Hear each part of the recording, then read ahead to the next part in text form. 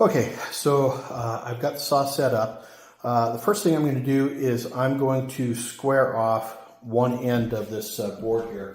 Now this is just a piece of scrap board that I took out of the demo, and so we'll make sure that there's nothing on the ends here that will make it not cut correctly. So all I'm going to do is, like I said, I'm just going to square off one cut here.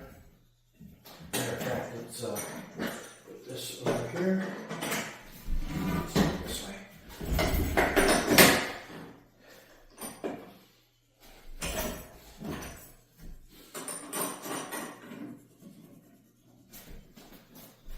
Okay, so I'm holding it in place here with this right here. That allows me to keep my hands free. I'm going to square this up just a little bit more. There we go. And so I'm not holding on to one end over there. Now it will fall off. That end will drop after I'm done cutting this. But that allows me to keep both hands free. So here we go. First cut, a little bit of noise.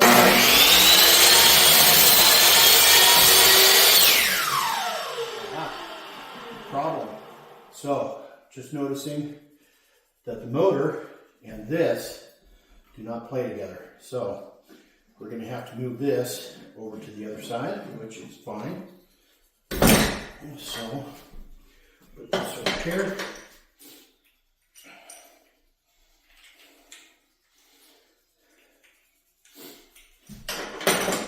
Like that. Take this out. So little things that you learn as you go along.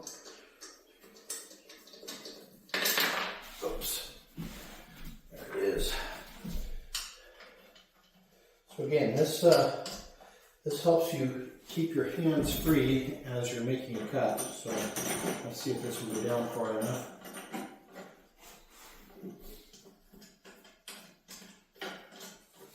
Tighten that down. That's going to be close. I don't know if that's going to make it.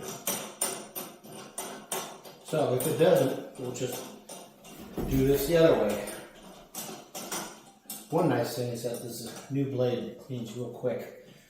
So,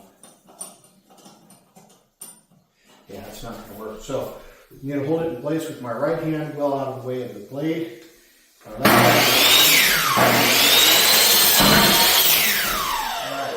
so now I've got a nice square cut here. And what I can do now is spin this out of the way. We're going to measure 9 inches right here. I do have a rafter square here to make a nice clean line. It's not necessary. Just call me old school. So I always like to make sure that the blade's getting cut in the right place before I actually pull the trigger. I think we're looking good there. All right.